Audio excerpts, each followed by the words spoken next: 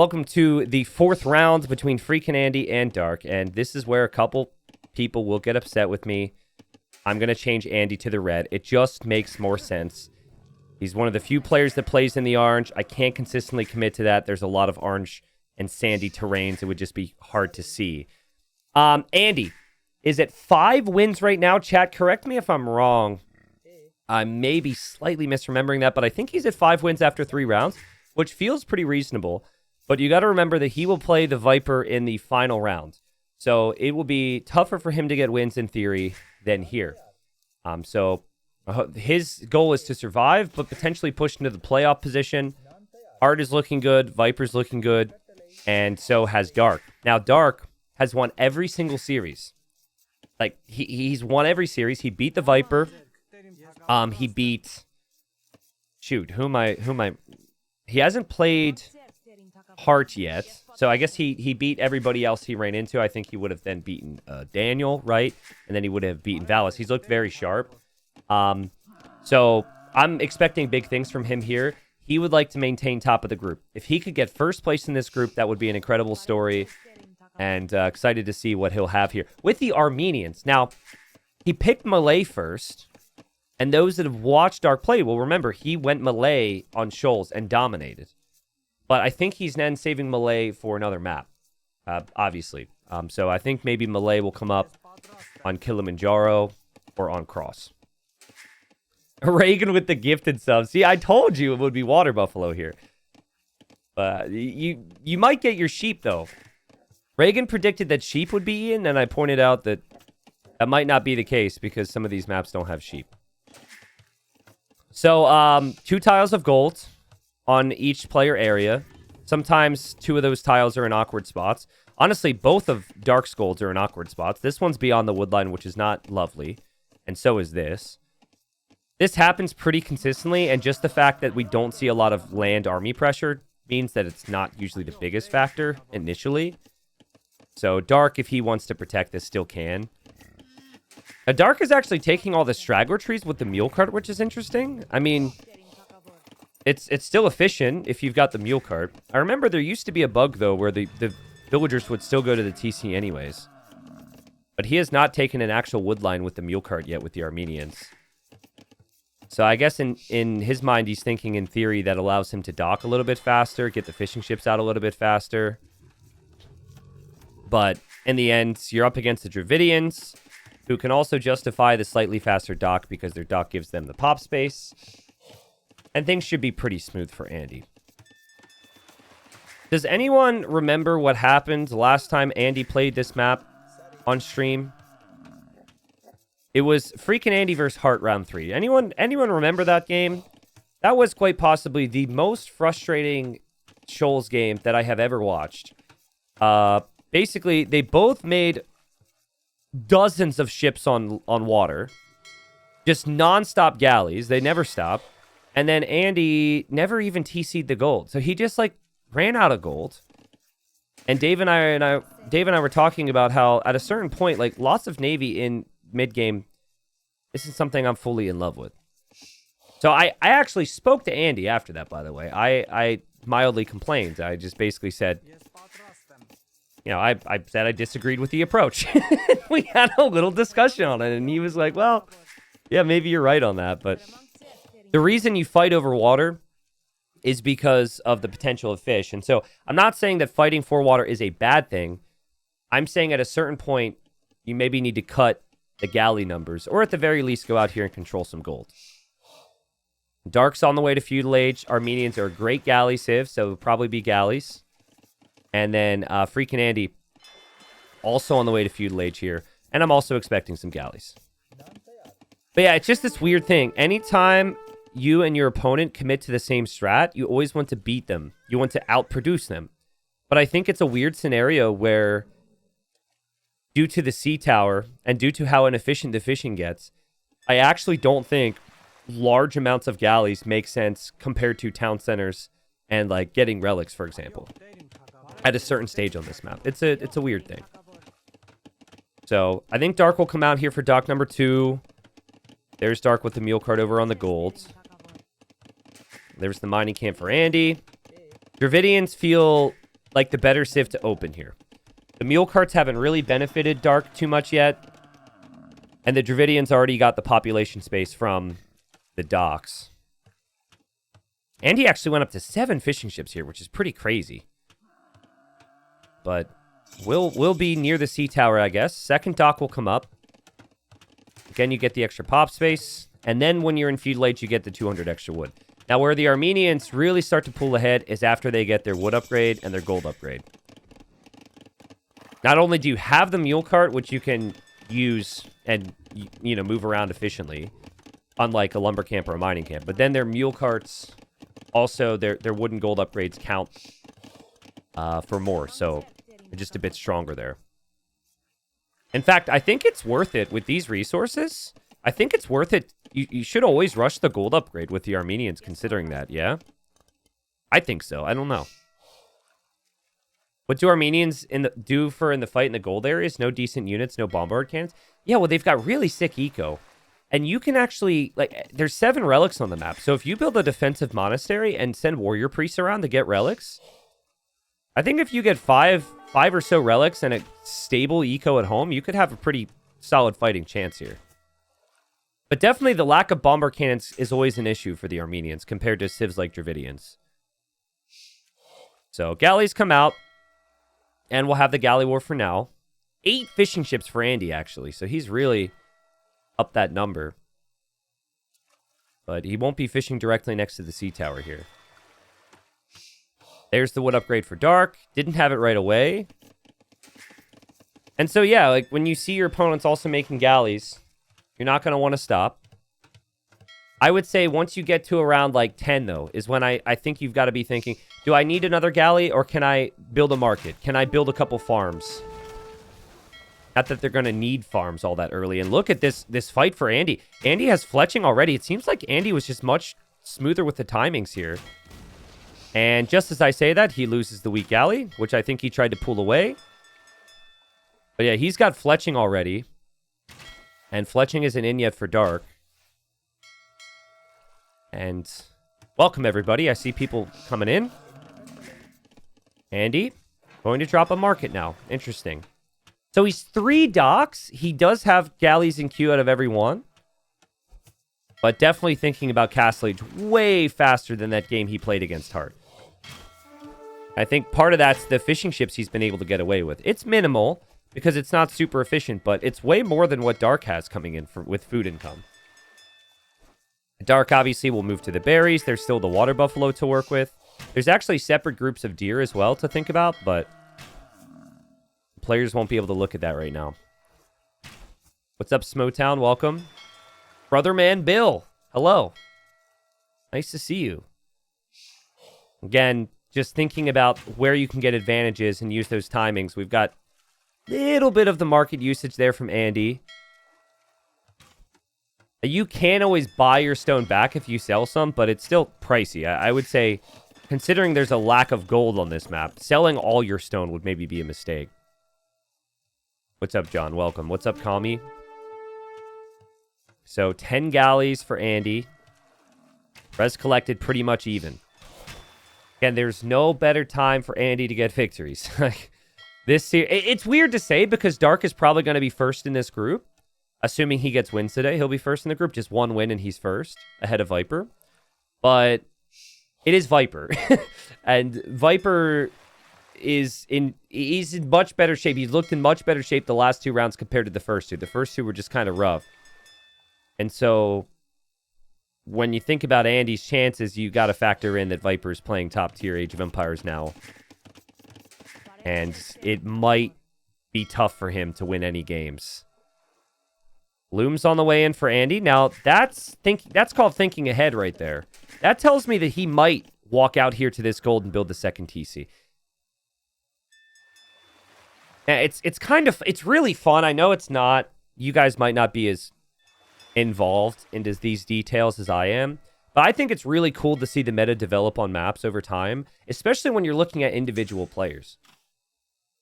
Now, if Andy does the same exact thing he did against Hart and he never goes and TCs the gold and continues to fight on water, I'm going to be mad.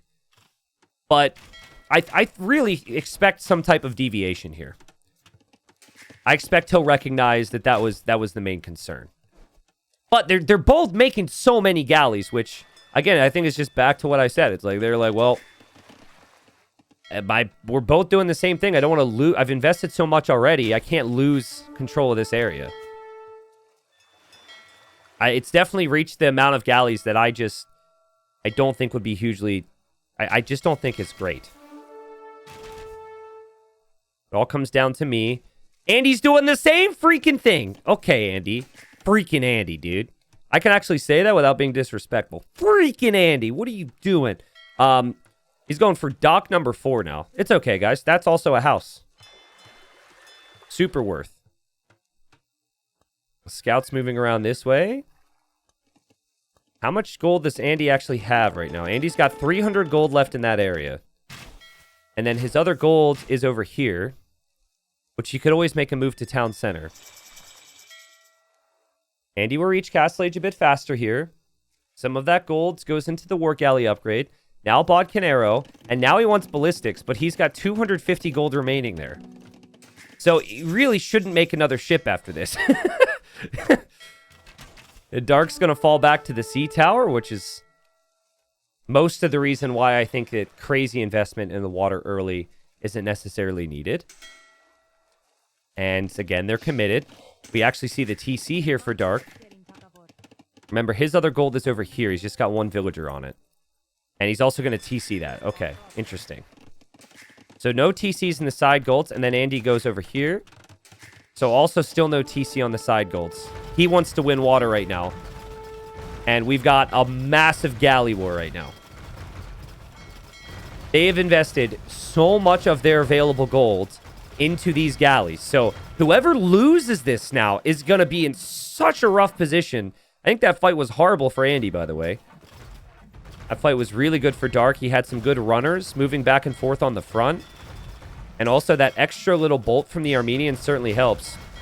Now Andy's got ballistics. 0 on gold, by the way. And so he'll be trying to queue up ships here. I wonder if he starts to sell wood to get more ships. It says he has 7 on gold now. But I think those villagers have just been clicked over to this gold. Yeah, so they've got to walk for a while. Leave the map. Or not leave the map, but leave the palisade gates to get out there. And Dark still with some vills on gold, but Dark could start to lose the galley war because he doesn't have ballistics now. Dark TC number 2. TC number 3. Bowsaw. Horse collar. Transitioning into farms. I think this is way better for Dark. I guess it just comes down to if Andy's going to win water now. I expected that Andy would not repeat the same mistakes as he did before, and he would make some type of adjustment. But I really think Dark is faster to those transitions economically, and even if Dark loses water, I think he's going to be in a pretty fine position. Now, my thinking starts to change if Andy moves into one of these gold areas. He builds a TC over there, it's different. And he does have enough gold right now, I guess. So maybe, I think sometimes I just have opinions, and so when people don't do what I want, I think it's bad, and it might not be bad. I gotta settle down sometimes, you know? T90 is the Fox team over. Yes, Fox is... I know Dark still has Fox in his name, but Fox is no more, unfortunately. The sponsor can't stay around AoE, unfortunately. Still more galley production here from Dark. I am surprised we haven't seen a fortified church yet, but I liked how he added a stable. He didn't actually move around with many scouts. But the fact that he hasn't had ballistics this entire time and the KD looks like it does is pretty incredible. Really nice management for him, and Andy seems to realize that his opponent doesn't have ballistics, but still hard to really engage. There's not a lot of space to move around here. T90, that sentence described every single chatter. What, if people don't do what you want, you think it's bad? Yeah, maybe. Like I said, I think I'm being a little harsh. It just does feel like from Dark's position, things should be better for him. At least economically. But Vill count's really even. Andy's starting to win on water now. And so, again, they're both committing endless resources to this. kind of felt for a moment there that having ballistics was finally paying off. But as I say, Dark just continues to take such good fights somehow. Wow, okay, so Dark makes his monastery over here. So you get a free relic when you do that, right? So just walking over here, no town center, but just going to find some of that gold. Dark's only got 1,000 gold left on the gold at home. Andy's scout is over here. It just started to attack the random deer villagers. I think Andy can use that distraction actually to win on water. You see that runner there? That's a really nice runner from him. And then Dark has to focus fire. So Navy counts even. Yeah, nice runners here from Andy. But, like, how much does the water actually matter? I think if Andy's able to get over to this gold, though, there's nothing here to stop him. There could be. Dark could maybe have a knight over there, but there isn't anything over there. And I'm seeing the Vills on the move, so I think Andy will get over to that gold. So, he's going to time it well in the end. Here, there's 600 gold remaining. He gets there in time. Another small detail I don't particularly love, as again, Andy's micro's looking good. The runners are paying off. Still no ballistics for Dark, as he's going to try his best to get the numbers up. But yeah, another small detail I'd like players to think about is if you're going to, especially if you get a free relic, I'm not sure about building a monastery here. This is where you get pushed later on. I personally really like a defensive monastery and then bringing the relics back home. But again, it's all like in theory, right? It depends on what the opponent does, what the opponent's aware of. And Andy is not over here with his scout at all. They're just both so focused on water. Scout's actually going to go down. They're not really focused elsewhere like they could be. But yeah, you can just fall back to the sea tower. The sea tower will not be killed off by galleys. And now here comes villagers from Dark. And Dark there's no scouting. He's TCing over here. He doesn't have any awareness that the fact that Andy's over here. Now, hold up a second. What are the chances, dude? Andy's about to drop a castle there, and the scout and the villagers are here now. That's crazy. I mean, Andy has to be careful. Like, I don't think he even knows there's a stable. Dark could easily just queue up a knight right now. Andy wants to secure this gold. Dark might want to pressure this now. There's the castle. Fighting still happening on water. And Dark will see the castle. I think, honestly, Dark, it's too late to deny this fully. Especially if Andy can bring his ships over. You might just want to back away and build your own castle. And then maybe think about Imp. Well, he's going to drop a castle there. Does Andy see that? Andy... Well, it didn't go up yet. He's looking for those Vills. He knows the Vills are going somewhere. And there's the castle. I don't know if that goes up. This has to be walled in. And Andy knows this has to be walled in. So Andy is walling where the opponent would wall. That's actually sick from Andy. That is absolutely sick. This gives him time now to bring over his Vills and bring over Yurumi Swordsman. I don't see how you quick wall this in easily. I don't think that's enough. Honestly, there was just no scouting here from Dark. There was so much focus on the water. Andy's kind of winning the water war. And this castle for Dark is a complete waste of stone and villagers. Amazing position for Andy now, I think. Yeah, even just walling in 1 or 2 vills isn't enough. Castle denied. Wow, what a great job from Andy. These houses were amazing. So 14-2 eco KD for Andy. He still doesn't have any relics, which is kind of interesting. And he also isn't actively mining any gold over here. He actually still has some pretty big problems. But I think that's a good move to lock down this area for now. And Dark pretty much lost every single ship, and he's going to make more ships to try and come back. And Andy, I guess, may have enough to try and engage against the sea tower. Dark now drops a castle over here. And these villagers will eventually just get boxed down. Look at Dark's food eco, though. 1, 2, 3, 4, and then 5 TCs. There's so many farms around every single TC here. It feels like he'll probably be Imp faster. He's collected 3,000 more resources than Andy. So he's only ahead by 4 vills now. Also, that could change because the Yurumis are going to get over here The Yurumis are in Dark's Yurumi, and the villagers go down. That's good for Andy.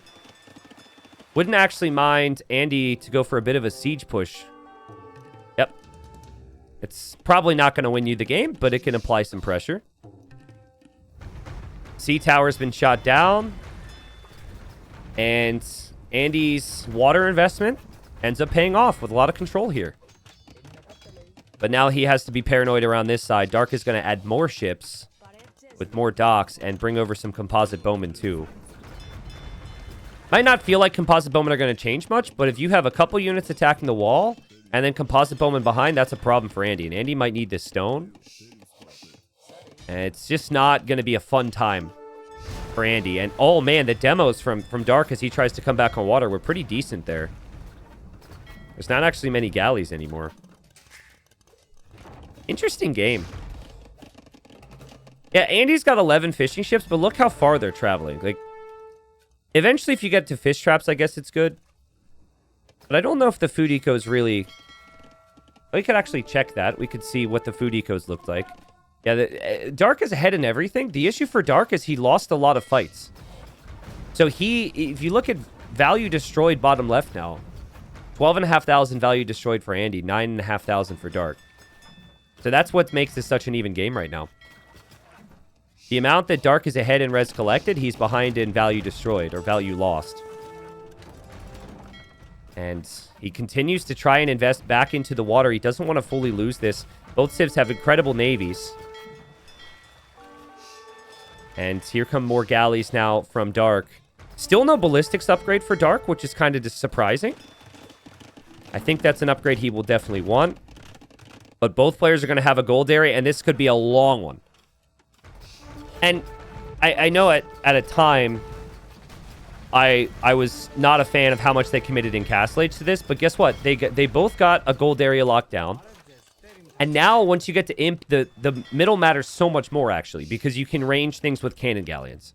So this might honestly just be more ships. And if that's the case, I think it's good for Andy right now. Andy's just got so many war galleys. It is 5 relics to 2. So that's good for Dark. Dark also might be able to treb the main base of Andy. I don't know if Andy's going to be thinking about that in Dark's base. But I think Dark is... You know how I say don't trickle treb? He's trickle galleed a lot. He's been popping out with lower numbers and just continues to lose his numbers. You just need to... Just wait here. Just wait. He doesn't know about these docks. Just be patient. But it'll be hard to do that if Andy starts a real push on this side. First thing Andy does, he goes for galleons. Dark has 146 vills and counting. It's when you know the fights are bad. When you can get up to that vill count and still not be population capped. His eco is unbelievable, but what's he going to spend it on? Also, yeah, will Andy make some 3 Sedai here? It's still wild to me Andy has so little on gold. He's going to be mining stone and mining stone. He doesn't have... Like, he has 2 villagers mining this gold. And then 2 relics. He's getting galleon, though. And he finds the docks and will get another clear up. Like, these galleons are getting incredible value. And Andy won't need a lot of gold for skirms, which is a pretty good move to go for. We have barracks being dropped for Dark, though. And I think we'll see Ferreters come in, and this could be 100 HP champions for Dark.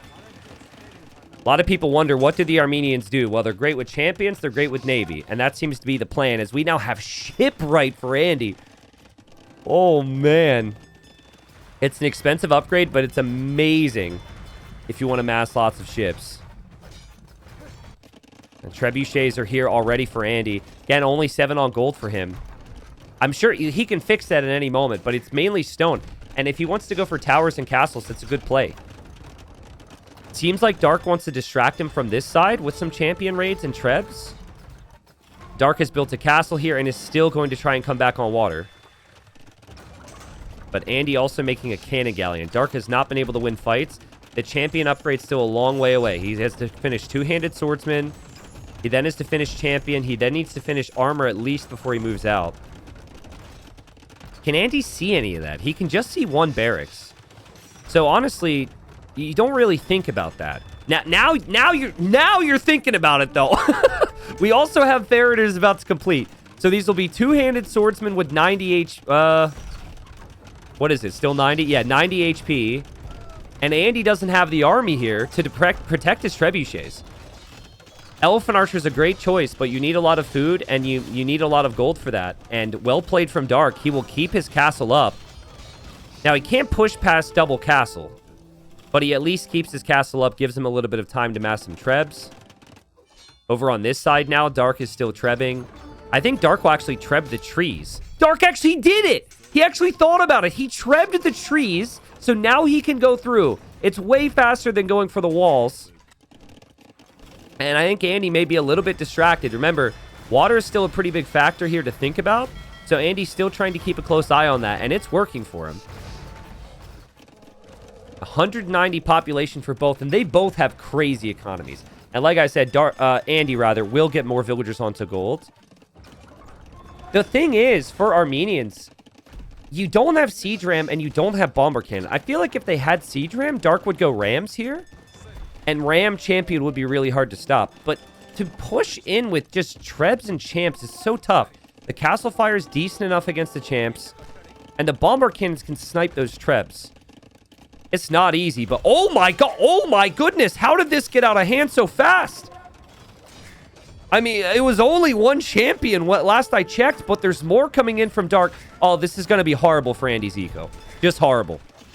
And now the champions are going to sacrifice themselves for that cannon. And the food eco, which Andy pretty desperately needs for elephant archers, is not really going to be there. He's got his galleons over here. He's still holding water control. But his castle may fall here. And Dark is treating the champions kind of like throwaway units, almost like he's the Goths, and it's working. Elite Elephant Archer for Andy, that's a sick unit. If he can get to 30 of them, the champions don't stand a chance. But is he going to have the food for that? Is he going to have the protection of his gold?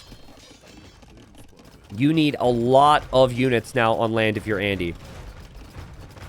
But it's a wild one, too, because these cannon galleons can take down both of Dark's castles, and there's nothing Dark can do about it. It's a weird base trade right now. I don't know who to prefer. I know it looks good for Dark, but I think this is about to look pretty good for Andy. He will have Elite Elephant Archer. He will get more of them out on this side. Obviously, that's a really painful loss if he loses that bomber cannon. But the castles are going to fall for Dark. Meanwhile, the TCs are falling for Andy. Andy has to decide where he sends these elephants. So he'll lose another TC, and now he could lose this castle. What in the world? No castles are safe, apparently. Dark's eco is way better right now.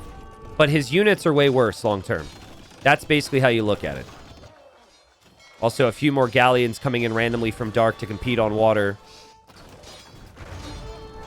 Andy's galleons are killing lots of champs. We have a elite cannon galleon now, but Dark just keeps sending in the infantry, man. Yes. And we'll see. Like, Chad, who wins this game? What do you think? Who wins? Like, I actually don't know what to say. It could easily go either way. Like, people are saying Dark. Okay, well, let's wait 10 seconds and see if you still agree with that statement. Because elephants are starting to mass up. No, I think I might agree with it because of Andy's lack of castles, Andy's lack of food eco. These trebs are still firing.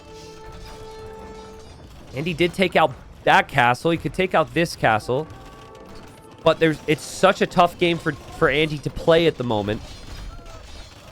Even though his KD is going to be good, can he keep his castles up?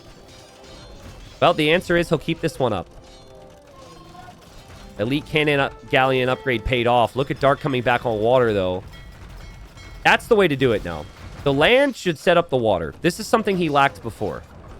It was pretty much just water. But now that Andy has to invest population and resources here, now maybe you can overtake him on water. Still feels like the engagements are pretty good for Andy. But he does lose this castle. And he's basically lost his starting area now. Like, this is not ideal. Look at how many champs are coming out. Dark is playing amazing, dude. Dark is playing amazing. And he's answered the question. There was a question of what do you actually make with Armenians? Well, you have to just realize champions are cheap and they're tanky, and you just got to send it. Technically, the units for Dravidians may be better, but the position is way worse now for Andy because there's a champion everywhere you look. How is he producing so much here? He's got 9 barracks. It feels like he's got 100. And he does have 16 elephant archers. I'm sure they have lots of kills. But they haven't been an easy answer to the Trebs. And another TC will go down for Andy. Andy's 2 TC gaming right now. His gold is being raided. This is insane. He's still holding on water, by the way. Dark has not been able to come back. But is Andy going to have anything left? Andy's cannon galleons will snipe the Trebs. So the push will stall.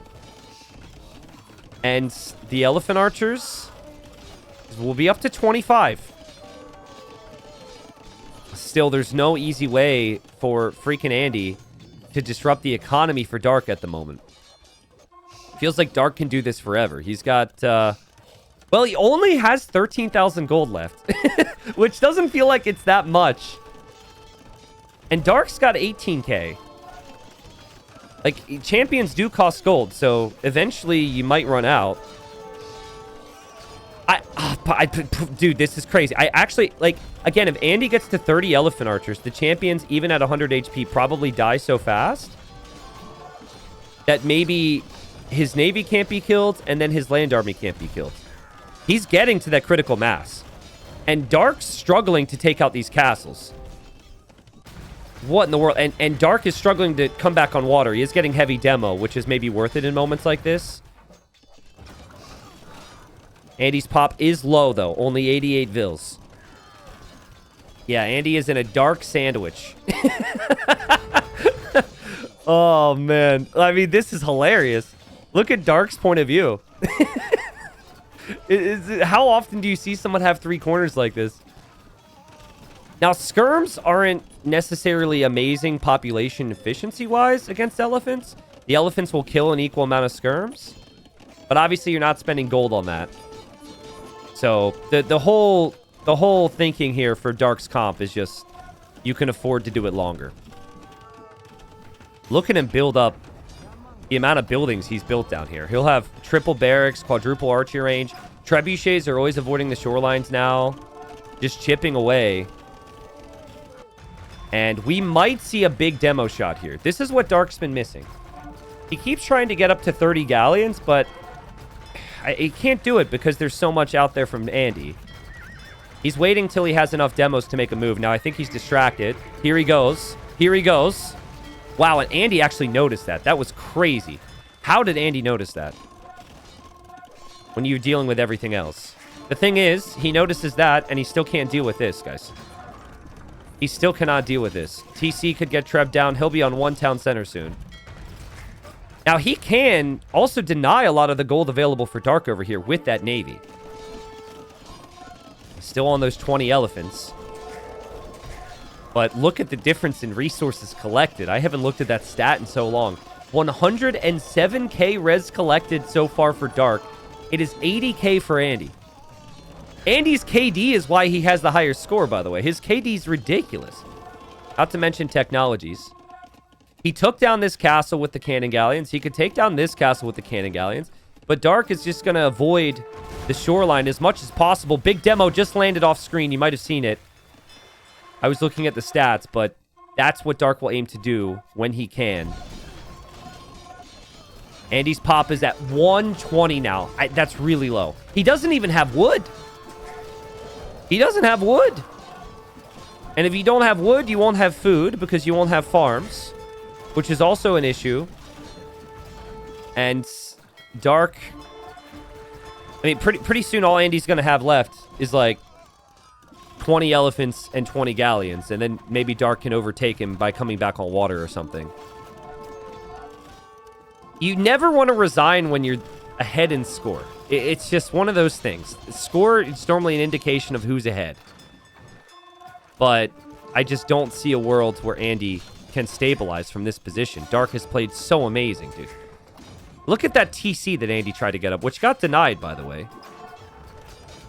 There's the tech for Andy, so his elephants regenerate, which is a good tech to get. But it feels like he's had to invest his life savings into that, and there will be no future. Bombard cannon getting sniped. GG is called. What a crazy game. Now, chat, can everybody guess how many champions Dark produced in this game?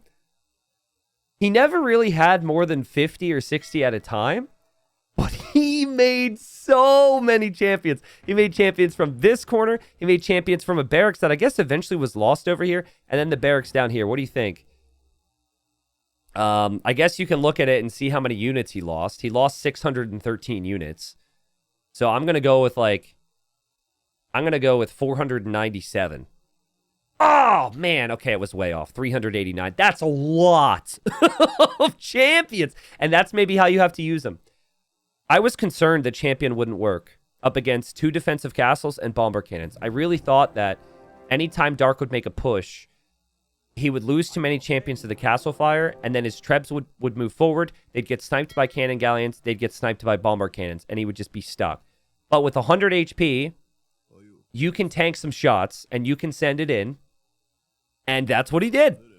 But above all else, though, I think the key was that he raided on this side. That treb cut and the champion rate on this side was huge. Andy losing all this eco was everything.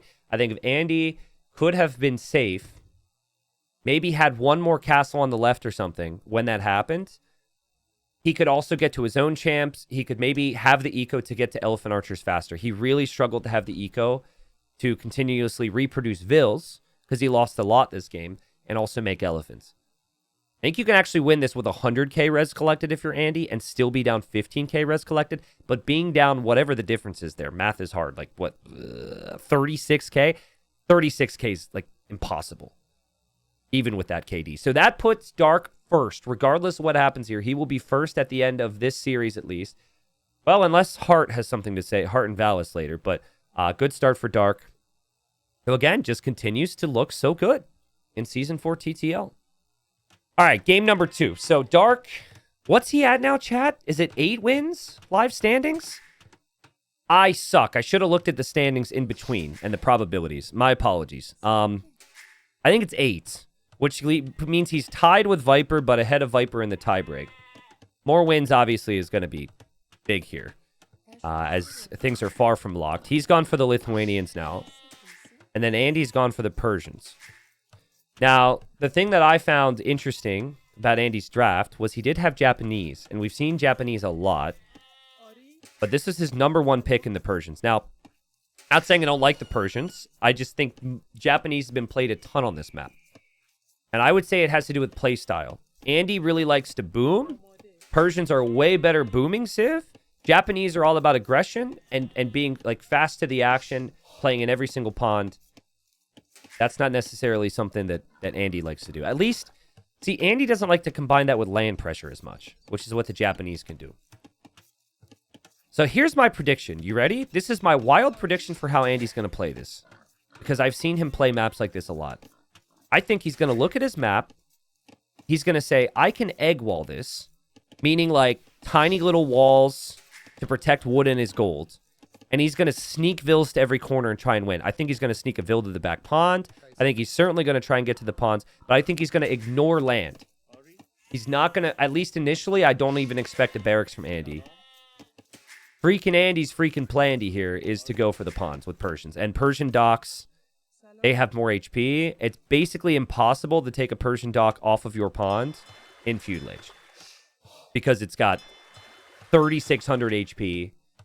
And you have to take out the dock, you have to attack it, and they can just surprise you with a demo. So now Dark, I would expect to have more of that normal combo of land and water. And Dark did do a palisade trick in the past. Now, he would do that when he was Huns. But I'm wondering, with the scouting he has on his pond, and with his recognition of how Andy likes to play, if he will palisade. You could palisade here, here, here, here, here, here, here, here, here, here, here. All you have to do is place 12 perfectly placed palisades, and then the opponent can't dock on your pond. And I said all you have to do like it's an easy thing. It's not. But Dark's done it before. So we'll see. Now what's he doing with his Vil right now? Okay, he sees the berries, so he knows Andy should be around. He scouted the shorelines everywhere with his fishing ships. So he knows that Andy hasn't docked here. Obviously, he knows Andy hasn't docked here. He knows Andy is here. So he is assuming that Andy is docking the back, and he's bringing the Vil now, which is crazy early. And normally, you wouldn't necessarily dock the Persians. Normally, the Persians are docking you. But he also found some sheep. And yeah, I mean, Andy has no clue this is coming. No one's expecting the villager to sneak in Dark Age. Normally, you time it. So you end up getting the dock up when you're in early feudal. Andy moving out to scout Dark right now. He has no clue what's happening. Look at all the sheep underneath the TC for Dark. Man, did he steal multiple? I think it's possible. Oh, God, and Andy goes right into the TC. Unlucky, I guess. Maybe he didn't notice the house. Nah, he didn't notice the gold. That's really bad. He'll be so frustrated with himself. And there goes his sneak Vil, because that's what we expect from him. But he has no clue that Dark has a villager down here chilling. So, let's see. This could be really funny, because Dark is so focused. Dark's like, yeah, I got him. I got him right where I want him. But they could both lose their starting fish here. Oh, I called it, chat. I called it. I knew he was going to do this crap. Now, is it too late? If these palisades go down, a dock cannot be placed here, because you can't place a dock over a shorefish and over the palisade. Watch Andy get here just in time. Andy's not bringing a scout either, by the way. Again, he's assuming he sees the TC, is closer to that corner, so he correctly assumes his opponent will dock there. Oh, man. This is a masterclass from Dark. What a season, man. What a season from him. And Andy, he's doing exactly what I said. He's going full wall. He won't go land army. And here he arrives. And he wants to dock. And he can't do it. He can't do it. He has to walk the whole way around. And if he tries to walk over there, Dark could see it. Now, there is still a spot over here. So you end up, as Rubenstock once said about TC drops, you might just end up looking like a fool for placing these palisades. But Dark sees it, and Dark's actually going to camp fishing ships there. We'll have a bit of a Vil war. Andy's quick walling is amazing, so you need to put a fishing ship in every location. Oh boy, the dock foundation's there. I mean, the dock foundation is up. So if he can wall the villain and build it, it could be good. And okay. I mean, well played from Andy, dude. I mean, this could have been horrible. It's already going to be such a surprise that he's going to lose his fish. He needs counters. And so now Dark, just because of Andy's amazing quick walls, hasn't accomplished too much. Now, wow, this is crazy. He didn't go to gold on time, so he has to make a fire galley defensively. So now he can't actually make a forward fire. That's wild. So Andy doesn't know this, but this forward dock has basically defended his fish for now. And that villager hasn't wasted a trip. I'm sure it could work eventually, but she's just going to walk somewhere else for now. There go the walls for Andy. And Andy's now building a barracks here? Really? Is that what you want? A barracks? Oh no, Andy's villager's in trouble. Andy's villager's in big trouble. And barracks probably just needs to be canceled. But again, this is a Persian dock, so that's not going down anytime soon, even if this villager isn't around. And Andy, hold up. Oh my god, Andy checked and noticed this. Holy crap. Andy noticed that. Guys, the forward Vil from Andy is the most important villager Andy's ever had. There better be a memorial for her. And she's not even dead yet! Stop planning the memorial. She's still alive. That's wild. I mean, without that dock, Andy loses all of his fish. What a sneak. Dark thinks he has him, but it's 2 docks from Andy. Andy will be fine. Andy will actually be fine for now. And he's fully walled, too. So, like, he's fully walled. He's got a Vil coming down to the south to dock. Dropped a gate here, so this villager can't easily be walled in. Dark has to respect this. Honestly, I think Andy might use the demo on the fish. Fishing right next to the dock there is dangerous. And Dark's going to be like, what? He spotted me? How? Okay, we'll see what happens with her. I spoke to Capture Age about naming individual units. They said it's possible. What's the most badass name we could give this villager here? Well, how about Yo Mama? Yo Mama. So no. Yeah, well, she's there. Someone said Martha. Really? No offense to all the Marthas out there, but that's the badass name you can think of. Also, this still 175 wood just chilling here. There goes Martha. Martha, Bertha. What you got? Do you people have children? What did you? Do you name your children? We've got a dock here and pretty much accomplishing nothing but a threat at this point. Dark is still producing to respect that, and it's just one demo. What? How did the scouts get in? What happened here? Andy was fully walled, I thought. What happened? The scouts got in. I have no clue how those scouts got through here, but they did. I think they might have run through an open gate. We will definitely double check that. And, oh no, Martha. No, she's dead. F's in chat for Martha or Bertha or whatever. Hold up, we need to go back for a sec. How did those scouts run through? Oh my goodness. The front was just wide open. The front was just wide open, and the scouts ran through.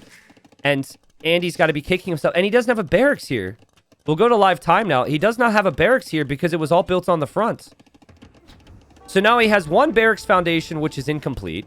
He's got a barracks foundation, which is complete, and then a stable that's incomplete.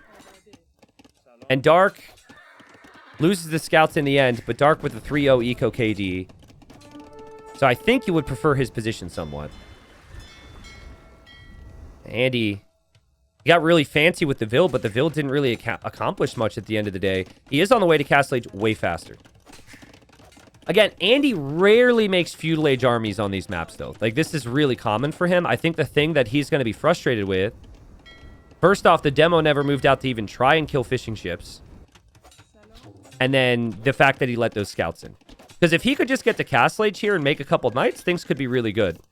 The base is still wide open for Dark. Dark hasn't fully walled or anything.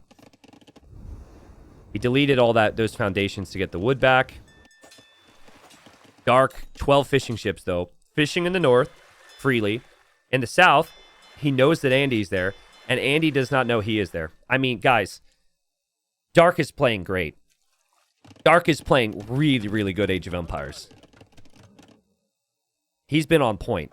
He was unlucky that he even fell into the position he was in the first place, right? Because of that villager getting the dock up on the front. That was good play from Andy, but, like, this is great. It's going to be TPD, triple pawn domination. And we've got cav archers now for Andy. Now, let's not count out the Persians here. Persian TCs work super fast. It'll be 2 TCs fast for Andy. Still has fishing ships over here. Andy also loves to fish trap. So 1 pond, yes, that could work for Andy, honestly. And this army won't break through and do too much damage. Andy holds. He's got an unorthodox style. Typically, he gives up a lot of map control to take it back later. We're not necessarily fully used to that. And Dark could definitely be undone with a counterattack. I think there's a hole between the house and the barracks. There's a massive hole over here, so he is not walled. And he will go for the War Galley upgrade, and he will go for Knights. Which could be good. And there's a villager now headed this way for Andy. Again, he takes risks. He will blindly send villagers out to pawns and adapt. But I think the thing that he's kicking himself for is the fact that he lost those vills to the scouts. The berries were exposed, so maybe that was part of it. Not sure I'm necessarily in love with Knight opening against Cav Archers these days. I think you might want to have some skirms out first. Wait till your eco's a little bit stronger. Andy should be able to deal with this if he mixes in the monks, and that's one thing Andy's really well known for. Down here, Andy will just give up on this pond, I think. He'll lose this Vil. So Dark can fish here, and he already is, actually. And then in the north, Dark notices this. I mean, Andy gets the crazy quick walls. But again, I just have to say, how is Dark noticing these things? He's so fast. He's so aware. But Andy just hangs around, guys. If you don't finish him off, when he can fish boom, which he's starting to do, this could be dangerous. Especially with the amount of Cav Archers he has patrolling around the map right now. Dark still isn't walled. Dark still doesn't have elite skirm. And Andy will actually just bring the Cav Archers this way. And Cav Archers will get the snipe on the scout. We'll also save the Vil and snipe the other Vil. So that's the first eco kill for Andy. Dark will occasionally fish trap as well. But these walls, man, that's a lot of walling. I guess they'll complete. The thing that can be kind of annoying, though, is you get one hole, you're screwed. And I'm still pretty certain there's a hole between the house and the barracks there. Right? And, yeah, there definitely is. Right? Andy doesn't seem to be confident enough to run through there. Dark kind of luring him away, like, hey, come chase me. I have knights with low upgrades.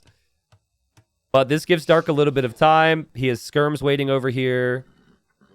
And elite skirm just came in, and maybe with this number of skirms, Andy can't do much. And is there a hole here? There's not. Man, maybe a missed opportunity there for Andy. The thing is, though, Andy doesn't have, like, insane killer instinct. He has you can't kill me instinct. He's a survival type of guy, so. And then he can dominate later.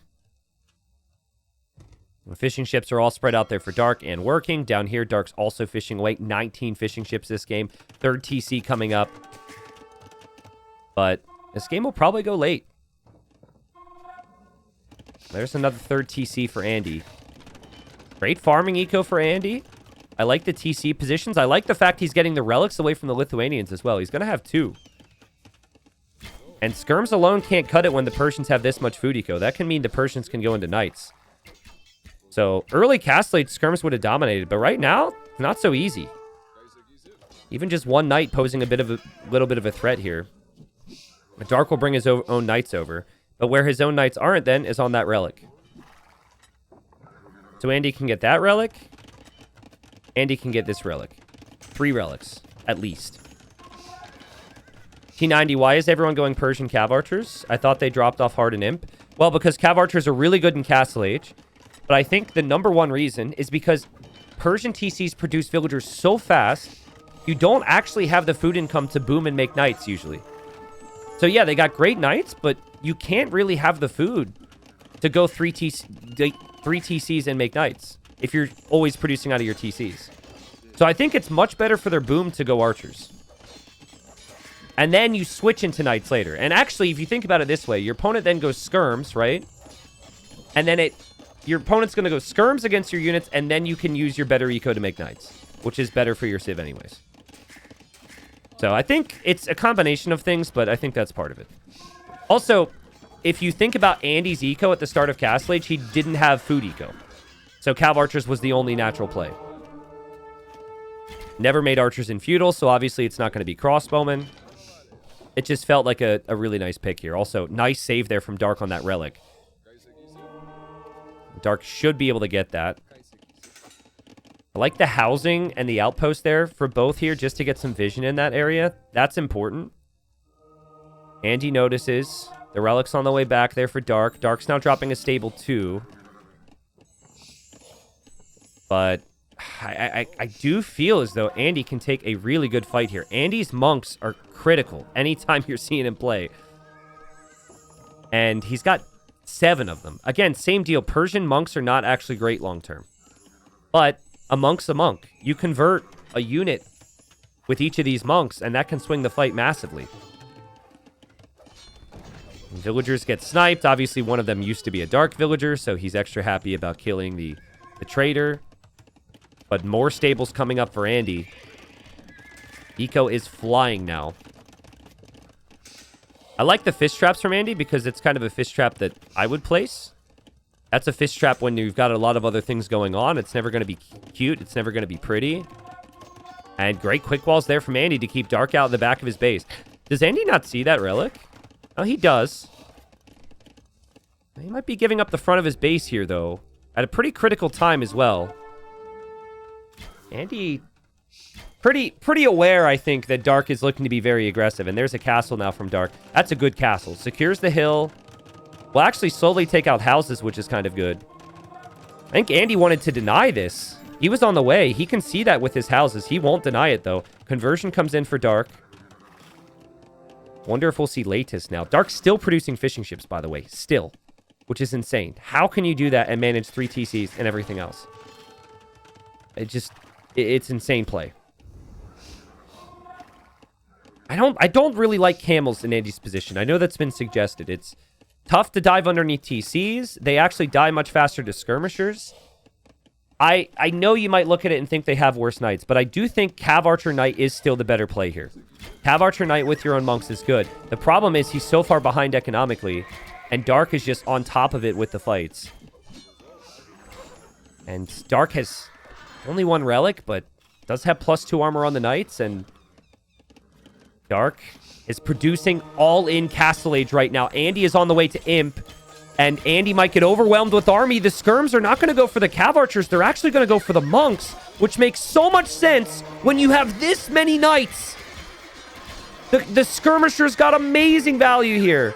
Look at that engagement, man. Andy's going to lose everything. He runs away with his CA. I think this is to give himself time, honestly. Yeah, he runs away. He knows that army's going to die, so he just wants to have time to wall up. Now, maybe he'll desperately make some camels, but Andy spends 1,800 resources on Imp. Dark spends 1,800 resources on army. And again, Dark is just playing like an animal this season. Cav Archer's all dying over here. It's the triple pawn domination. And he's almost at 200 pop, guys. He can click up to Imp right behind this. What a turnaround. What a great job here from Dark. It's so tough to punish Andy at times.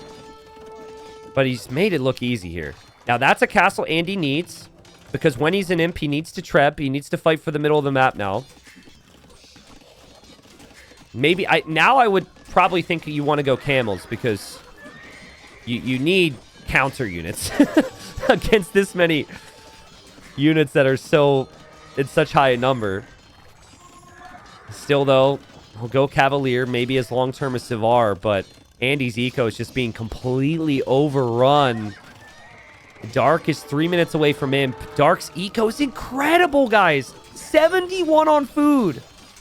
71. And killing villager after villager. I mean, when your eco's this good, you could still produce.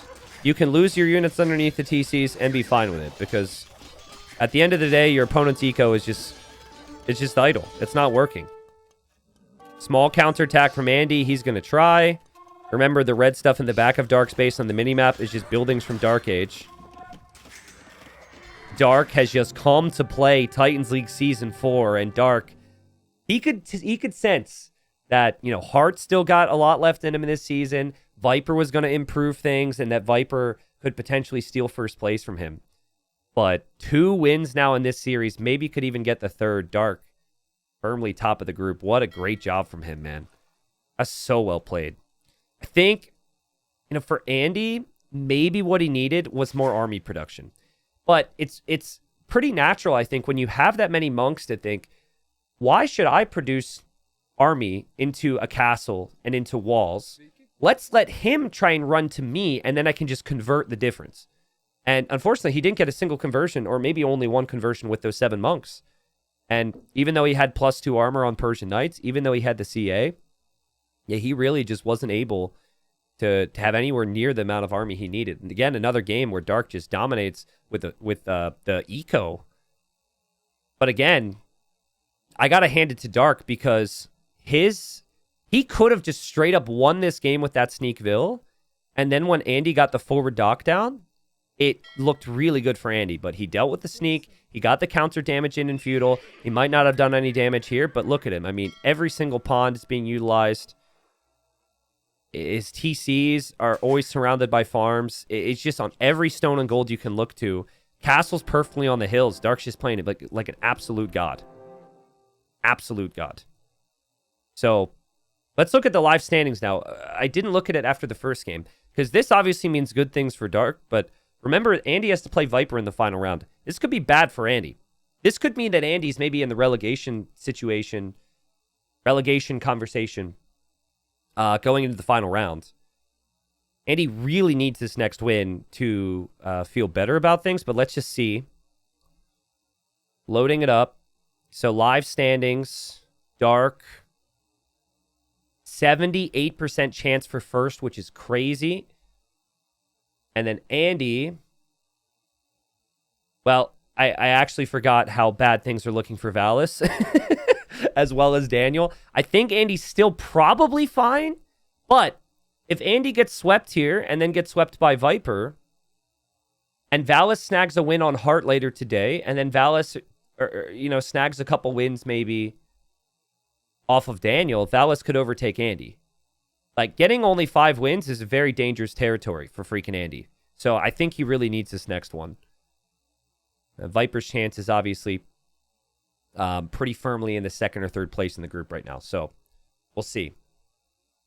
Also, Daniel's chances went from 0.2% up to 0.78% to survive. Let's go. USA. Let's go. All right.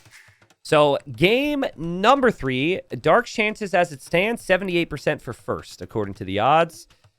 Andy's about like 75% for fourth now, but the percentage chance that he could potentially be relegated in the final moments are getting higher if he gets swept. He's gone for the Hindustanis.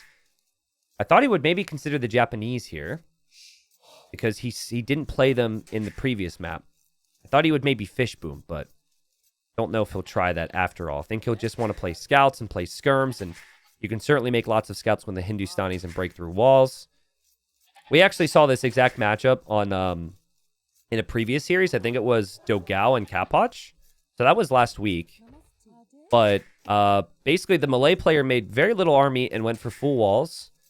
And the Hindustani player just broke through the walls quickly because the scouts bust through buildings. So it's a nice thing about having the Hindustanis is your scouts can almost always get some value. So Kilimanjaro map's always a little sketch, a little awkward at times. It's not a map that's designed to be easy for the players. But it seems like both players have an equally uneven map, if that makes sense. Good things, bad things to think about. The wood lines are never going to be fantastic. You've got the double shorefish, which players can utilize, as well as the berries. And there's a little bit of hunt. And then there's the elephant. But wow, we actually have... I don't know if you can consider this 2 separate mounds in the middle. But I guess it's kind of connected, but... You've got 2 separate areas of this middle hill. Yeah, Kilimanjaro, I guess. So that could get interesting, actually. Normally, if you're controlling the top, you're never really going to be at a disadvantage if you engage against someone who's also on the top. But in theory, let's say there's a TC here for Andy, and Dark wants to siege push that. You don't really want to siege push from this little lower area, so see how that ends up changing things. I think Dark will want to play passive. There's an old saying with the Malay. We used to say Malay need to delay. And that's just because they advance so fast in the next stage that it's kind of hard to immediately do anything with that. But I don't think he's going to go full wall and nothing else. I think delay initially, expect some scouts, maybe play into some army. But usually with this Civ, man, I mean, you can just beat your opponent to the castle age and gain some type of advantage, whether that be eco or whether that be military. I really want coffee. Are we too far into the Dark Age for me to go get coffee right now? Oh, there was a dock from Andy. Wow, so he's going to try it again. He's done this twice so far. He did it once with the Chinese, and he won the game against Hart. And then the other time, I think he was the Hindustanis against Daniel, and it didn't work. But instead of using the villagers on this, he's going to add fishing ships, and his hope is to go for fish traps in feudal age. So, I don't know if we can say TPD here for triple pawn domination. It's probably just going to be one little puddle. But yeah. Someone tells me make your own energy drink. Come on. You think I have time for making my own energy drink? I'm just going to drink some coffee. Says the person whose name is Frozen Hot Pepper Pizza. That's not homemade. Frozen pizza? You bought that. Don't tell me to make my own energy drinks. I mean, honestly, I did used to make some homemade pre-workouts. You know, I had some nice concoctions, but... All right, let me go get coffee real quick. Let me go get coffee. Don't judge me. Chat will cast. We'll follow Andy's scout real quick. We probably won't miss anything, and we'll be back. It'll be a long day, so I think I need it.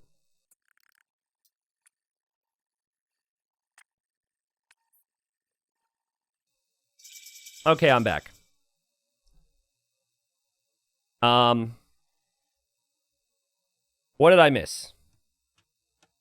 I imagine we have a bit of an opening here from the players, and here comes Andy to see it, and ooh... Andy is also going to see the dock from Dark. So this is the first time I've seen both players dock on this map. That's crazy. Andy going for scouts. Andy also knows it's a range opening here from Dark. Dark Scout has not even found Andy yet, so he just stayed at his base the whole time. What is this new meta, guys? Docking on Kilimanjaro? What in the world? I think the archers, they kind of need to know where to go here if you're Dark, and I think now Dark is concerned that he might be pressured. So he might not move out until he gets the walls down. Guys, I'm not muted.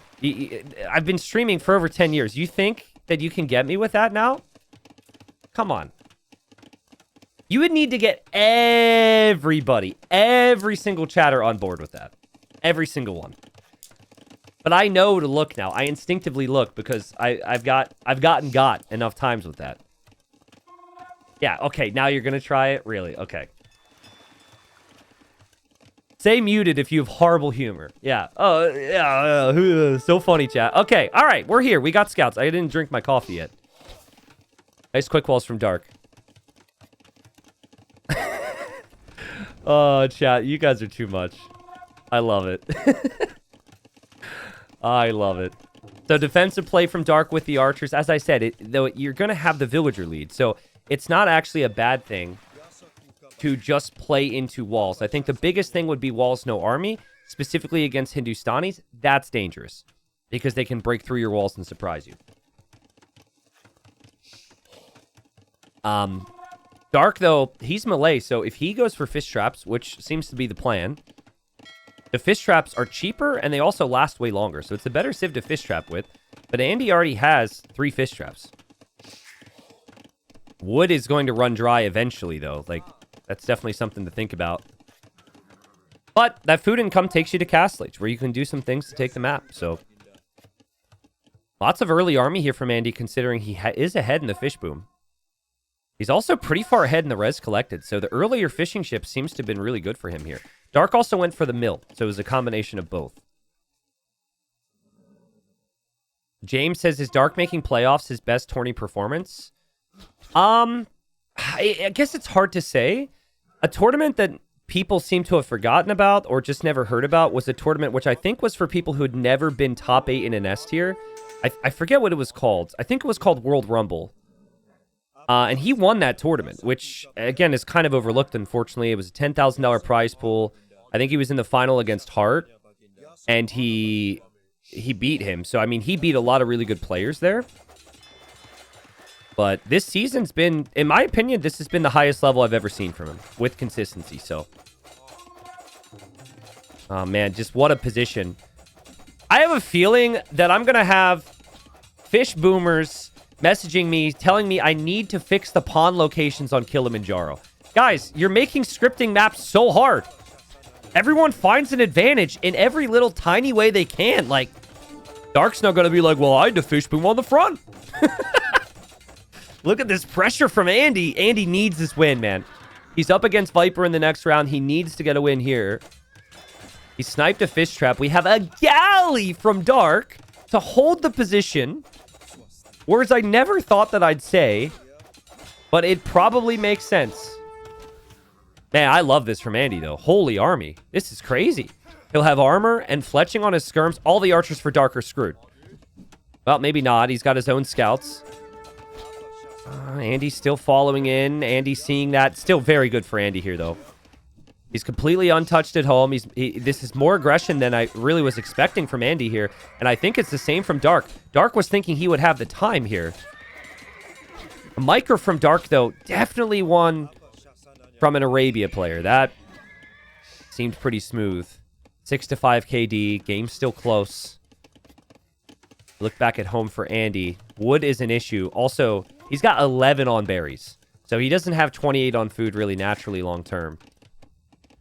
It was the same for Dark, though. He had like 12 on berries. It was really intense for a second.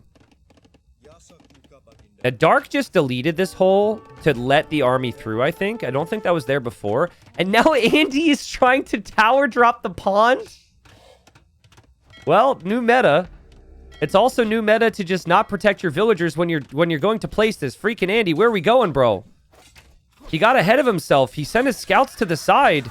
The scouts are really important here. And 2 of the villagers go down. We could actually see some type of a defensive tower from Dark if he's really concerned about this. He is making another galley. And yep, he's going to make a defensive tower to protect his pond. This is where we're at in 2025. The ponds are this important. Andy's got some good numbers here, though. He's got some really good numbers. And even though he lost 2 vills, he will also kill 1. And his tower will complete. And so the tower can take out the galleys. The tower destroys Dark's defensive tower. This tower is epic. As funny as it is, and as silly as this whole situation is, that tower is actually epic. It also secures part of the hill. Like, this is a massive position to have. Andy's on the way to Castle Age. And man, what a spot to be in. Also, it protects the wood. It also ranges some of these fish traps, too. Look at the wood situation for Dark. You can still take this. The acacia trees have 150 wood. But not the position Dark would have wanted. Love the aggression from Andy. I love how he invested just enough army into every area of the map. But he's still not out of the danger yet. Because Malay can still beat you to Castle Age, as crazy as it sounds. Dark is 100 food away from clicking up and being in Castle Age at around the same time. Now, there's no villagers on stone for Andy. Dark is going to put his archers inside of his tower and try and shoot this down. That's actually a perfectly placed defensive tower there. If you don't have the stone, you can't drop TC number 2. Usually a player like Andy's just going to buy it. Still trying to break through. Dark won't let him. I would love to see Dark make a couple elephants from this stable. It's super cheap, and it's really tanky. It can easily push back a feudal age army. He also repositioned his galleys slightly further back. Yeah, guys, we're going to see elephants here. This is definitely for elephants. I think Andy could struggle against this. Andy will need monks. But can you get the monks out in time? Wow, what a hold from Dark. This is actually sick. He is mining stone. So we can eventually get the stone for a TC. Like we said, Andy would buy it. So there's TC number 2 for Andy. Siege Workshop on the hill from Andy. Now, Andy, if he's able to think about this, should know his opponent already had a stable because he saw scouts. And now he just saw another stable. So that should tell him that elephants could come. And Andy will go for some cav archers. But he wants to siege push the position, which might... where there might be elephant spam soon. And Bodcanero's not in for Andy. He goes for light cav. And second TC now for Dark. So, okay, I was just going to say he's not making the elephants. And now he is making the elephants. They're cheap, but they lack upgrades long term. So, it's a great unit until it's not, I guess. And Andy, I think, while he needs to think about the hill, he's also tempted to try and break through because he's Hindustani. So now you've got even more reason to attack the walls. Look how fast that house goes down. That's with no upgrades. Except for light cav, obviously. I don't think Andy was able to think too critically about what is about to come forward here from his opponent. I don't think he was expecting elephants. He maybe should have expected it. He went siege workshop first instead of monastery. If he went monastery with a couple monks, what a difference it could have made. But now the elephants have stormed the hill, and these elephants are looking great for Dark. This just opens up the opportunity for him to come to the top of the hill with his crossbows, and Andy's going to have some massive problems here. Light cav probably won't be enough. The monastery has to be deleted. The siege has to roll home, and now Dark can take the hill. Honestly, Dark might want a bit of patience here. Just take the siege workshop out against Andy. You don't want to let that linger there if you're going to be passing it. And again, guys, what an impressive showing from Dark this season. 3 TCs now. Again, a lot of people like to get excited over young talent in the game. Dark is, I think, 19 or 20. But he's been playing, like, at a super high level for, like, 10 years. So, you don't... His name isn't necessarily new if you followed competitive age, but he's still... Actually, I think he's like 18. Can someone check on Wikipedia? I don't know. It's hard to keep track, but the point is, he's got experience now. He's got youth. He's got speed, and I know Fox recently disbanded, but I think Fox did a lot for him and a lot for some of the other young players on that team to really practice and put some belief for them. So. He's 20. Okay. Well, I remember Dark playing in 2014. And obviously he would have started before because I only remember because he was high level then. So he's been playing for a very long time. Andy doing his best to counterattack. And it's kind of tough for him, but he's also made it very difficult for Dark to stop him from booming. 3 TCs for Andy, but he's on stone heavily. He wants a castle on the hill. And only 2 villagers on stone for Dark because he actually had to leave the stone because of that attack. Can Andy find an engagement against this, though? These elephants are so tanky. And like I said, I don't think you actually need many upgrades on them. It's 250 HP, 12 base attack. What you do need maybe is monks to convert them, like we said before. That was a big shot there from Andy on the crossbows, and the crossbows are aiming to get the monk. They do, but a lot of the crossbows went down, actually. That was... I know it doesn't look great for Andy still, but that was best case scenario. That at least he hit that shot. So many freaking elephants. And I think camels do some bonus damage against elephants, but it's not significant enough to really get too excited about. So camels, like... It's not a hard counter by any means. And Dark is soon going to build that castle. He sent more villagers to stone. He also saw and will have thought about the fact that Andy had all those vills on stone. That was clear. That's something that's really important for you to think about when you get into the player's base. The TC position, but also what they're building. The elephant got stuck on the tree, which, I don't know, maybe that's realistic. These trees are pretty wide. So are the elephants.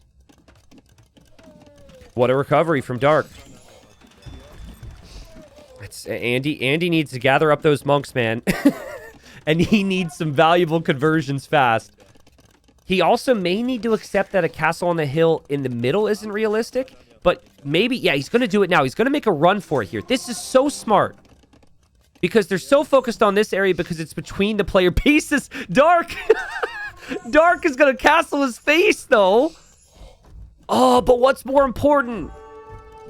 I mean, both castles are really good for different reasons. If this castle goes up, I would love for them to fix this bug at some point. I reported it. It's very clear. It's very easy to reproduce. That Andy's castle's not going up because the monk is just walking back and forth on it. Andy's not going to be happy when he looks over there and eventually realizes the monk will not freaking stop on the foundation. It won't move. It won't leave the foundation. Now it's leaving the foundation, but there's a castle on from Dark on Andy's TC. Andy converted 3 elephants, but is that enough? Also, is it good enough for Dark that he's castled here and has given up the hill now? Thankfully for Andy, army didn't come over. I've seen players delete their monks and their scorpions and their villagers and everything in those situations if it gets really dire. What a game. So what does the castle give you if you're Andy? It gives you Ghoulems. It's anti-archer. It's also a good raiding unit, but it's not good against elephants. Karambits are cheap. They're also a good raiding unit, and they're pretty decent against camels long term, and they should be pretty decent against Ghoulems, but they are really weak, so you need a lot of them. Just realizing now that Dark doesn't really have a lot on gold. He only has this gold here. With outposts, he could maybe find the gold in the corner, but he also can't take this gold, and Andy's all over this stone and this gold. This is really good for Andy in terms of access to gold right now. And sure, he'll lose this TC, but he hasn't been raided much more.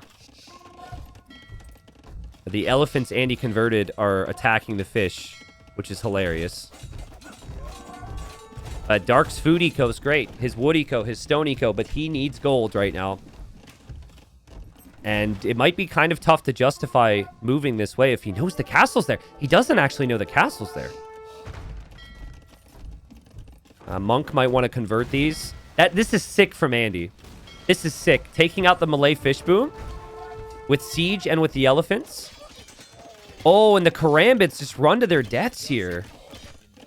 Honestly, like, Andy is managing this very well. Also, he will be on 3 TCs even if he loses the other ones. He's already been on 4 here. So that'll go down, but the TC counts even. I think the plan for Dark is still to castle this hill. That's been the plan the whole time. Those 4 vills need to drop off the stone. Andy sees it. He sees the vills. He knows that area is important, and he's going to drop his own castle fast. I like this. It makes your opponent decide whether they know the situation's good or not for their own castle, that they need to do the same. Here comes Dark. Man, if Dark can get this castle up, it makes life very difficult for Andy, and it makes life amazing for him to win the group. But Andy is not going to go away quietly here. Andy's castle will be at 85%, 90% when Dark's at 60%. I do think Dark's castle goes up, but not without heavy, heavy, heavy losses. This is not a situation you want to be in. And then you can't take the gold. So even if you end up completing this castle, and he will, it doesn't solve your gold problem. Andy immediately makes an armored elephant to go after this castle as well. So maybe Dark will lose it. Andy's on the way to the Imperial Age. Andy is being elephant raided underneath all of his starting eco. This game is absolute chaos. This is what Kilimanjaro is all about. People will play safe in Feudal Age, but in Castle Age, it's too difficult to play defense. Look at the Karambits run in too. Also, that elephant may take out the fish.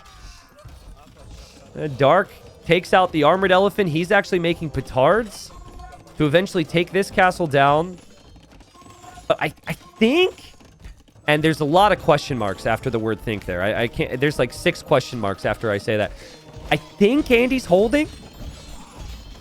I love this TC from him. It's kind of in the middle of nowhere, but that's exactly where you want to be. You want to be out of this mess. But Dark may take this castle down in a second.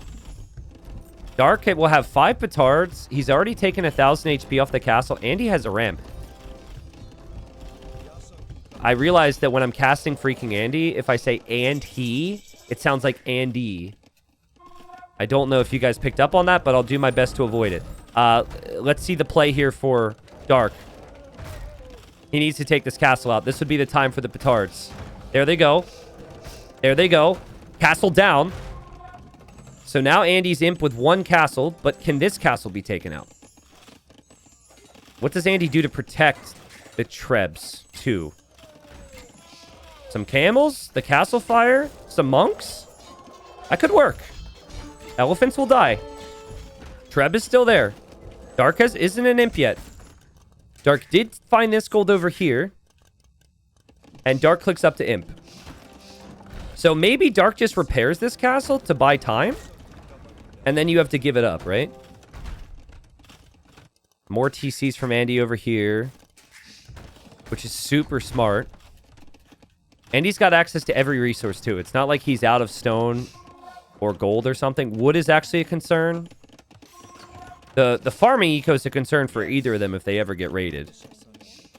Again, I can't help but feel like Dark needs outposts right now, but he's so focused in the middle. He's got a lot of skirms at the moment. Skirms and pikes, so he's going to go full trash, which I don't mind here. And it's a good move. But Andy's trebs are still working away on that castle. And Andy could stabilize his eco. I'd like to see Andy go for skirm hand cannon from this position, I think. I don't see how valuable camels are for you. It's one of the best things your civ can do. Not sure it's a unit that you necessarily need. There's the university, so... Actually, didn't he just complete chemistry? Is he going double university? I thought I saw chemistry on screen. What? Hold on a second. What? Chemistry. Oh my freaking god. That is horrible for Andy. His university got shot down by the castle when chemistry was at 60%. And at least he noticed. But that upgrade is expensive and takes such a long time. And that gives Dark time to get that himself. And that means that Andy is like a full 2 or 3 minutes further away from gunpowder. Halb is on the way now from Dark. He is held on. The game is really close. Someone apparently from the Rage Discord had pinged Andy during his tournament set as he was trying to focus on TTL. When will the Black Force players learn to stay away? No, I'm kidding. That's kind of funny. Andy's so popular. They're like, Andy, we got one more spot, bro.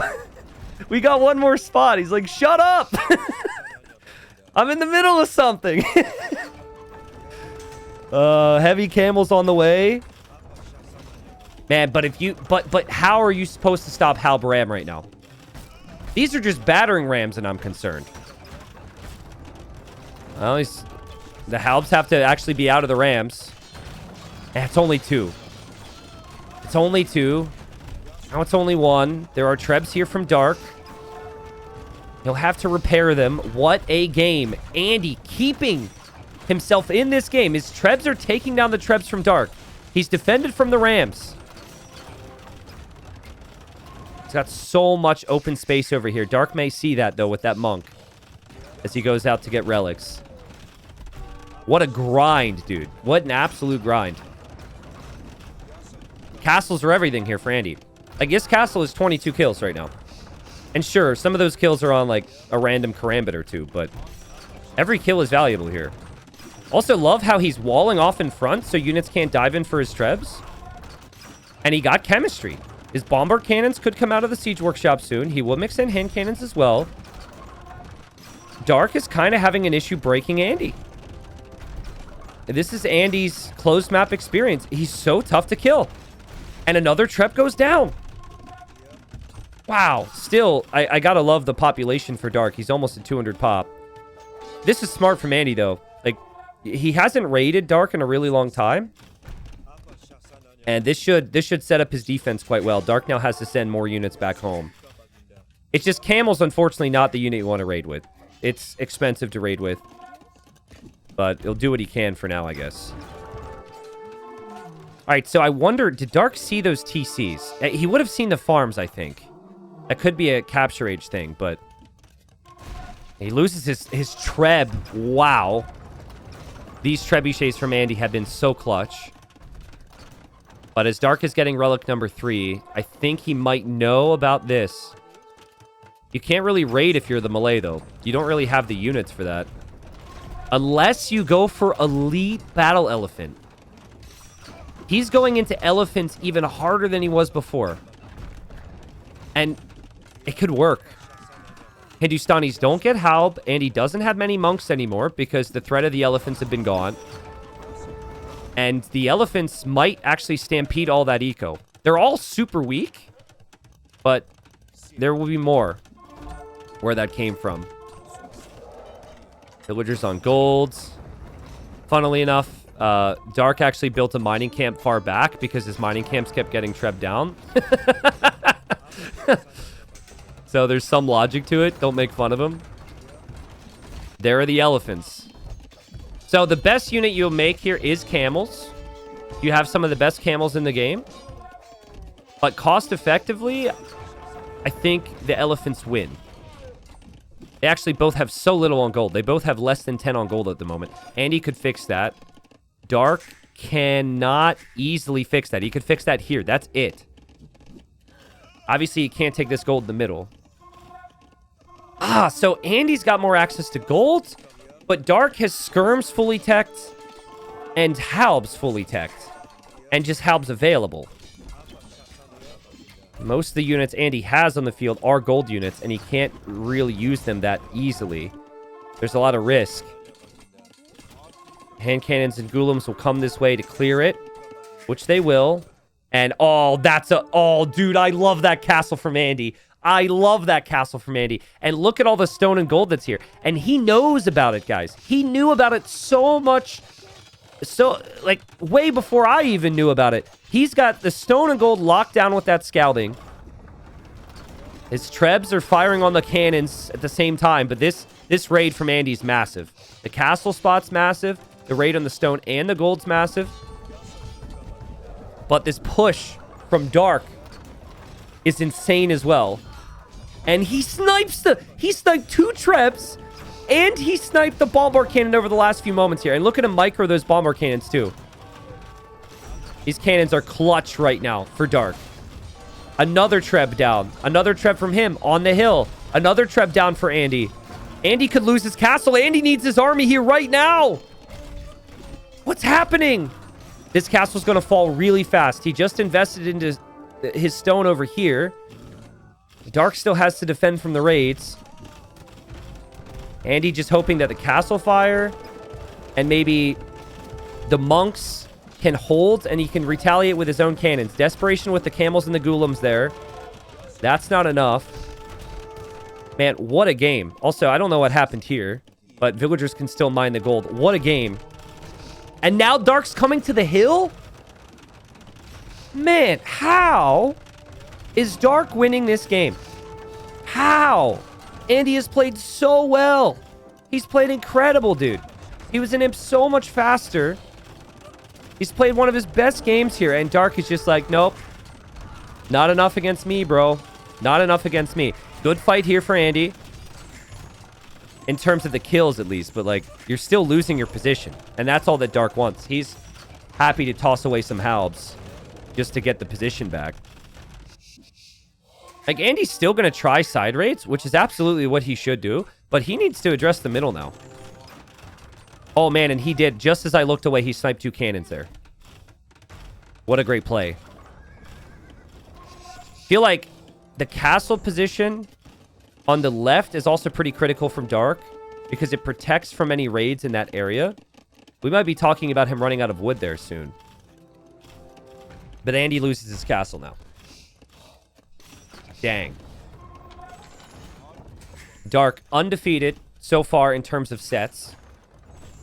And might get a 3-0 here if he can continue this. I just don't fully understand it because Andy's working so hard to raid. Andy will treb this. Andy with the light Kevin to the back. Look, like Dark found a monk and immediately reacted to that. Immediately. While still having the perfect eco setup behind and still paying close attention to his push. Andy does have gold. He does have gold. There's only 7k gold and 4k stone left on the map. But he does have gold. I guess it's mainly here. But he must be mining gold somewhere else. I'm not entirely sure where. And he also sees the villagers over here now. So he's deleted part of his own walls to go raid that. So he's really trying to raid the sides. But he needs to address the middle. Andy's army, if it weren't for the elephants, would be the better army. But these elephants can just dive right in. And they do so much. A bombard cannon will go down for Andy. And Andy sniped a treb, but the other treb's saved. Andy getting Grand Trunk Road. Sorry, he had that before, so his golden comes faster. Now he has Chattagny, so his hand cannons have more range, but he only has 6 of them. And he's losing all control. He's finding some killer raids on the sides. We'll see how long it takes Dark to notice that. That's a lot of vills over there. But Andy also is losing quite a few vills. Dark has killed 120 vills this game. 120. Again, this is an issue, but I'm seeing Halbs head over there. So the gold and the stone income will still be there. And I think if this castle falls, Dark will just bring the vills and drop a castle in the exact same position. Fully secure the hill. This TC went down for Dark. Andy's Treb moves over, but Dark is here immediately. The second I see anything on the minimap I need to react to in Dark's base, he's got a reaction to it. It's immediate. Every single time. Treb down, like have dealt with, and he never sends too much. Like, some people send like 15 units to deal with 1. It's always just 1 or 2. And the distractions never seem to really... They never really seems to have him misplay with the main push. Which is crazy, dude. I don't think Andy can do this now. I think this is 3-0 for Dark. Again, the main thing that he's missing, in my view, is just the castle right here. I'm sure he'll do it. 2 Trebs are here to take out this castle. Halbs are still around to deal with the raids. His push is still happening. And FreakinAndy probably sitting here in disbelief because he's had such a good game, man. It was an amazing Kilimanjaro game. This is the type of game... This is the reason we have it in the pool. Not necessarily for the fish boom. But for the absolute craziness and the map control and the grind it can become. It's way less structured than an Arabia game, right? Where it's just, okay, that guy lost 2 vills. Full walls, CA, skirm. It almost feels like Arabia of old with how crazy it can be. Dark's got enough resources to put his kids and his kids' kids through college here. 3K gold, 3K food, 2K gold after queuing up 30 elephants. And now he could take all 5 relics as well. Like this, Dark is in the perfect position here. And guys, like, Andy's got to play Viper final round. Does this put Andy in danger? I think it puts him in big danger. Certainly puts him under a lot of pressure. And it takes some pressure off of Dark as well. When Viper's going to be on the prowl to steal first place, and Hart might be on the prowl to steal first place. Perfect castle. Andy is trying to fight it out. It's the final game. You got to respect it. But I just don't see an easy way back. Oh, wow. Andy noticed this. Okay. Villager got quick walled in, though, so the castle will still probably complete. And he's still hitting and running with those hand cannons. But look, like, Dark focus fires them. Like, like, I mean it. It's like every single moment Dark could be doing something, he's doing the correct play. Obviously, maybe at this position, you could argue it's easier to do the right things because you're so far ahead. But I'm just so impressed with this player, man. He's motivated. I know he's been training. And he gets the 3-0 victory. Maybe the biggest standout performer, maybe the biggest surprise performer so far in the season. Dark, 3-0 victory here today against Andy. And Andy played well. I think, like, Andy's tower, Andy's feudal age aggression, Andy's castle time, like, everything about Andy's play at the start was a little bit more than I was expecting from him. I thought it'd be slightly more passive, even though he had the Hindustanis. But no, like, he fought hard here. And even then, when the castle went up from Dark, I'm thinking, well, that's bad for Andy. But then Andy did a great job. He got 2 castles up on the hill. And he was an imp. How much faster here? He was an imp 3 minutes faster than the Malay. Still couldn't get the job done. Now, sad thing for Andy here, he was extremely unlucky. We see people researching chemistry underneath, like, in dangerous universities all the time. And usually the upgrade completes. It was one of the rare moments where, unfortunately, chemistry got denied at 60%. And then he had to panic up another monastery. Maybe if he had gunpowder a little bit faster here, it would have been better for him. But Dark's micro, his macro, his adaptation's just top tier. I think his draft is also incredible. Never do I look at his draft and say, what are you doing? Like, why are you picking that civ? But how much of that is just the gameplay? 101,000 resources collected versus 89,000. Now, the one thing I will say about Andy was very clearly something he'll regret, and it was earlier in the game. It was just a lack of game sense in a moment where he needed it. So remember, at this stage, he knew his opponent already had scouts. So that already tells him one stable has to be out. And then he sees stable number 2 on the way up.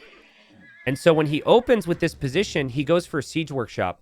And then naturally, soon after, he loses everything because he doesn't have monks. And so I think if he does everything else the same, but he goes monks instead of siege initially, he might actually hold this hill. Ultimately, it ended up being a really long game. But how different could this have been if Dark never steamrolls this position that early? He eventually got to the monks, but it was just a little too late. And it became a very difficult game. Poof, man. I mean, 3-0s are definitely something that you normally don't want because you want competitive sets. Not that the games weren't really competitive. The games are all super fun to watch. But that was like a really fun 3-0 to watch. Watching Dark play right now is just hype. So, what's that mean? We've got 1 round remaining for Dark and for Andy. What does that result mean for both? Okay. So, Dark, 89% for first. He's definitely playoffs regardless, even if the final series, whatever could happen to push him out of first, does happen. Andy, 10% chance at relegation now, which I think would mean that he could be out of Titans League Platinum if he gets swept by Viper, and then if Valis gets enough wins over 2 sets. Or Daniel, in theory, could get a 3-0 on like what we could say is, let's say Viper wins 3-0, which isn't the craziest thought.